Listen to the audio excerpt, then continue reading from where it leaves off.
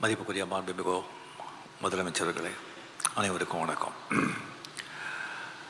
ஒரு தூய்மையான சிந்தனையில் ஒரு தூய்மை, பேச்சில் தூய்மை, செயலில் தூய்மை, அதான் எம் சரவணன் சார் அவர்கள்.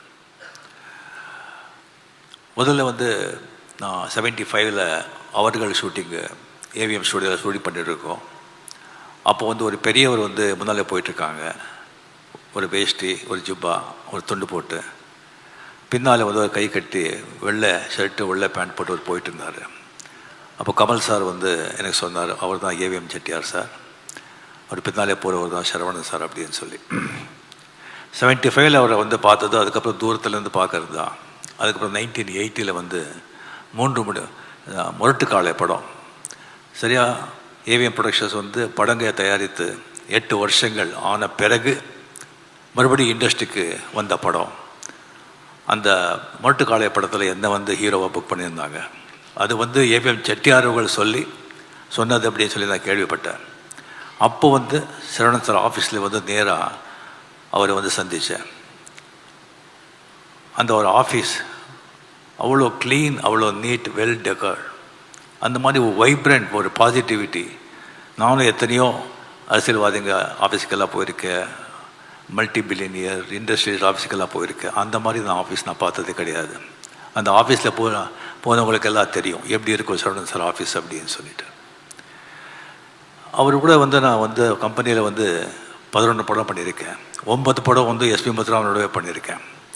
ஒவ்வொரு படத்துலேயும் கதை நம்ம கேட்கவே வேண்டாம், எல்லாமே அவரே ஃபுல்லாக ரெடி பண்ணி எந்த ஆர்டிஸ்ட்டுக்கு எந்த மாதிரி படம் பண்ணணும், எந்த மாதிரி கதை பண்ணணும், அவங்க ஃபேன்ஸ் என்ன விரும்புகிறாங்க, அது சக்ஸஸ் ஆகிறதுன்னு எப்படின்னு சொல்லிவிட்டு எல்லாம் அனலைஸ் பண்ணிவிட்டு அந்த ஸ்க்ரீன் ப்ளேயும் பண்ண வச்சுட்டு அந்த ஆர்டிஸ்ட்டுக்கு எந்தெந்த கேரக்டருக்கு என்னென்ன பண்ணணும்னு சொல்லிட்டு இது பண்ணி மியூசிக்கில் இருந்து எடிட்டிங்கில் இருந்து எல்லாத்துலேயும் ஒரு கை இருக்கும். ஆனால் அது யாருக்கும் தெரியாது.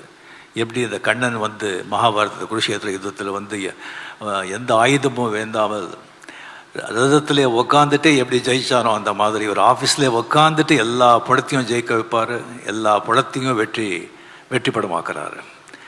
எத்தனையோ ஒரு இன்சிடென்ட்ஸ் இருக்குது அவரை பற்றி சொல்கிறதுக்கு. ஒன்று மட்டும் நான் இது இப்போ சொல்கிறதுக்கு நான் சொல்கிறேன். அதாவது எஜமான படம் உதயகுமார் டைரக்டர், அவருக்கு அந்த கதை சொன்னாங்க, ரொம்ப நல்லா இருந்தது. அது நல்லவருக்கு ரொம்ப சென்டிமெண்ட்டாக ரொம்ப நல்லா போன படம் அது. அப்போ சரவணன் சார் சொல்லிட்டு இருந்தாங்க, இதே மாதிரி ஒரு சென்டிமெண்ட் படம் எடுக்கணும் அவர் பிரதர், நல்ல கதை பிடிக்கணும்னு சொல்லியிருந்தாங்க. அப்போ நான் அவர்கிட்டே சொன்னேன், சார் இந்த மாதிரி உதயகுமார் நல்ல கதை வச்சுருக்காங்க, நல்ல டைரக்டர், அவர் படம் பண்ணலாமா அப்படின்னு சொல்லி. அவர் கதை கொடுக்குறாரா? இல்லை சார், அவர் தான் டைரக்டர், கதை எப்படி பிரதர், நம்ம எஸ்பி முத்துராமன் இத்தனை படம் பண்ணியிருக்காங்க, அவரை விட்டு நம்ம பண்ண முடியாது, அது நம்ம அவர் ஆக்டிவாக இருக்கும்போது பண்ண முடியாதுன்னு சொன்னாங்க. சரி சார் அப்படின்னு சொல்லி வந்துட்டேன் நான். அதுக்கப்புறம் ஒன் டே முத்துராமன் சார் கூப்பிடுறாரு, நீ ஷூட்டிங் இல்லைன்னு கேள்விப்பட்டேன், நான் இவேஎம்ல இருக்கேன், சரவணன் சார் கூட இருக்கேன், இங்கே வர்றியான்னு சொல்லிட்டு. சரி, அங்கே போகும்போது சொன்னாங்க, இந்த மாதிரி நான் சார்கிட்ட சொல்லியிருக்கேன், நீங்கள் அந்த படம் பண்ணுங்க அப்படின்னு. சரவணன் சாருக்கு மனசே இல்லை. சார் முத்துராமன் சார் நீங்கள் சொல்கிறீங்க, அதுக்காக நான் பண்ணுறேன், எனக்கு மனசு இல்லை, பட் எனக்காக நீங்கள் ஏவிஎம் ஸ்டூடியோவில் ஒரு ரூம் போட்டு கொடுக்குறேன், டெய்லி அந்த ரூமில் நீங்கள் வரணும், அங்கே நீங்கள் இருக்கணும், கண் முந்தாலும் நீங்கள் இருக்கணும், அப்போ தான் எனக்கு நிம்மதின்னு சொல்லி. அப்போலேருந்து எஸ்பி முத்துராமன் சார் இப்போ வரைக்கும் ஏவிஎம் ஸ்டூடியோவில் ஒரு ரூம் இருக்கும். அது அவருடைய நட்புக்கு ஒரு இலக்கணம்.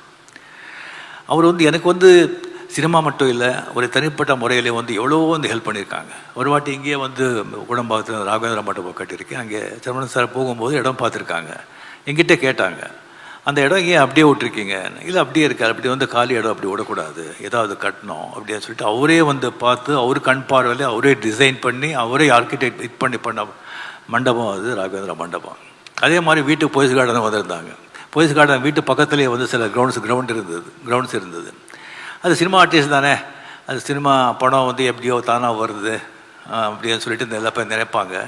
ஸோ அது 2 மடங்கு வெளியே சொன்னால் பரவாயில்ல, 3 மடங்கு சொன்னால் பரவாயில்ல, 10 மடங்கு 15 மடங்கு சொன்னாங்க. நான் ஒரு 10 அடிக்கு காம்பவுண்டு கட்டிட்டு out of sight out of mind அப்படின்னு சொல்லி அதை நான் விட்டுட்டேன் நான். அதுக்கு சரவணன் சார் வீட்டுக்கு வந்தாங்க, என்ன பிரதர் இங்கே சௌரி கட்டிருக்கீங்க? நான் சொன்னேன், இந்த மாதிரி சார் கிரவுண்ட் இருக்குது, என்னோடய வேலையை சொல்கிறாங்கன்னு சொல்லி. இல்லை பிரதர், அது என்ன வேலையாக இருந்தாலும் சரி நீங்கள் வாங்கிடுங்க, அங்கே வேறு யாராவது அவங்களுக்கு டிஸ்டர்பன்ஸாக இருக்கும், இன்னும் நாளைக்கு நீங்கள் ரிக்ரெட் பண்ணுவீங்க அப்படின்னு சொல்லி.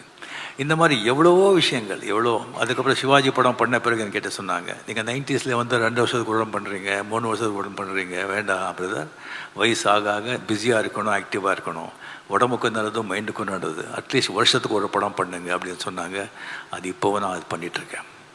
ஸோ சரவணன் சார் வந்து இண்டஸ்ட்ரியை மீறி வெளியே கூட அவருக்கு வந்து அவ்வளோ மரியாதை, ரெஸ்பெக்ட். ஏன்னா அவர் அப்படி வாழ்ந்தார். Is a real gentleman.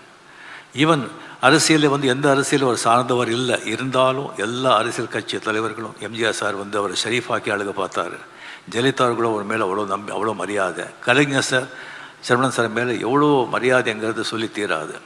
அப்படியே அந்த சிவாஜி படம் எல்லாருக்கும் உங்களுக்கு தெரியும், அது வந்து ஒரு அரசுக்கு எதிரியாக நான் சொல்லியிருக்கேன் ஆல்ரெடி. அரசியல்வாதிகளுக்கு எதிராக எடுத்த படம். அது வந்து கலைஞர் சார் அந்த படத்தை பார்த்தது மட்டும் இல்லாமல் அது வெற்றிலா வந்து கலந்து கொண்டு எல்லாருக்கும் வந்துட்டு சீஃப் கெஸ்டாக இருந்து கலந்து கொண்டு எல்லாருக்கும் கேடையை கொடுத்தாங்க. அது எதற்காகன்னு சொன்ன ஓன்லி ஃபார் சரவணன் சார், அந்த மரியாதை.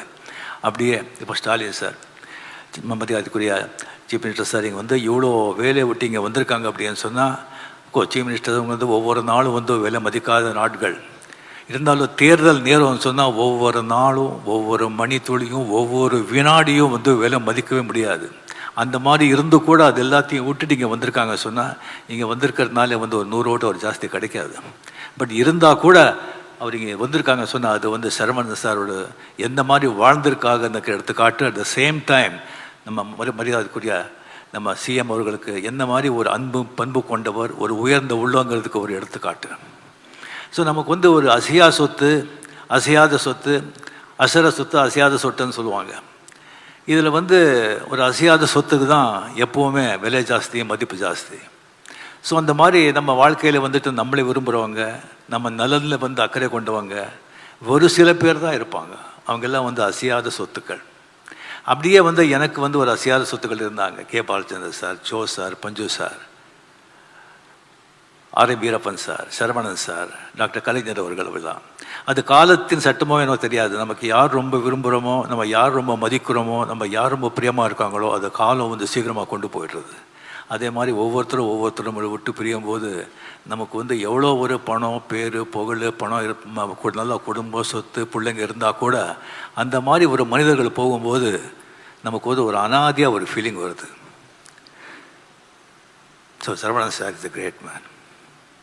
His soul rest in peace. Thank you. தவிர்க்க முடியாத thumbnails, கலக்கலான contents, சினிமாவும் சீரியஸ் பிரச்சனைகளும், பல வருடங்கள் இடைவெளிக்கு பிறகு இந்த படத்துல ஒரு கலகலப்பும் கைகலப்பும். Me too, love you. Thank you so much. அவருக்கு அந்த மாஸ் ஏத்துறது இருக்குல்ல, போயிட்டே தான் இருக்காரே தவிர பிரேக்கே இல்லாமல் பிரேக்கிங் நியூஸ் சொல்லும் தந்தி டிவி ஆப். இன்ஸ்டா தலைமுறை வரை இறங்கி அடிக்கும் தந்தி டிவியின் டிஜிட்டல் எக்ஸ்க்ளூசிவ். அது தண்ணிக்குள்ள போகும்போது ஹேங் ஆயிடுச்சு. உங்களுக்கு விஜய் சார் எந்த அளவுக்கு ரொம்ப பிடிக்கும்? Of course, Malayalis are huge Vijay sir fans. ரெண்டு பேருமே ரொம்ப பிடிக்கும் எனக்கு. தந்தி டிவி ஆப்பை இலவசமா டவுன்லோட் செய்யுங்க. ஃபாலோ பண்ணுங்க, சப்ஸ்கிரைப் பண்ணுங்க, என்ஜாய் பண்ணுங்க.